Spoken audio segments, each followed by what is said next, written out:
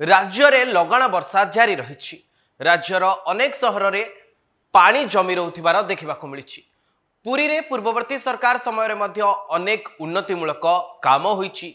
श्रीमंदिर परिक्रमा प्रकल्प होईछि एवं बड़दाण्ड को संप्रसारण करिबार मध्य योजना करा जायतिला एवं बड़दाण्ड को मध्य संप्रसारण करा जायतिला। एते परे मध्य एई 2-3 दिन धरी राज्य रे जो लगाण वर्षा जारी रही ता फल पुरी सहर जल रे बुड़ी रही। आसंतु देखिबा सही चित्र किभଳି भाबे पुरी सहर संपूर्ण रूपे जलमग्न होईछि।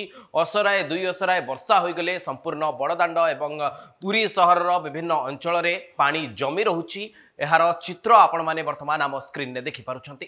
केवल पुरी नुहे भुवनेश्वर कथा कहतु, कटक कथा कहतु, ब्रह्मपुर कथा कहतु कि राज्यर अनेक बड़ बड़ सहर कथा कहतु जोठी असराय वर्षा हेले पानी जमी रहुछि। एबे भी ड्रेनेज समस्या दूर होई पारि नाही। असराय वर्षा हेले पानी जीवा पाई जो रास्तार आवश्यकता अच्छी बा जो ड्रेनेज व्यवस्थार आवश्यकता रही से एबे भी त्रुटि रही जहाँ फल कि केवल पुरी नुह आपण मैंने देखुथिबे विभिन्न विभिन्न समय राज्यर अनेक सहरु एपरिक राज्य राजधानी भुवनेश्वर एवं ट्विन सिटी सिल्वर सिटी कहुवा कटक रे मध्य पानी जमी रोथिबार दृश्य आम सामना को आसे। तेबे ये दृश्य जहाँ आपण मैंने देखुथिले एहा पुरी सहरर जेतेबेले आज असराय 2 असरा वर्षा होईछि एवं राज्य रे लगातार 2-3 दिन धरी वर्षा जारी रही। तेबे एई वर्षा फल पुरी सहर मध्य जलमग्न होईछि।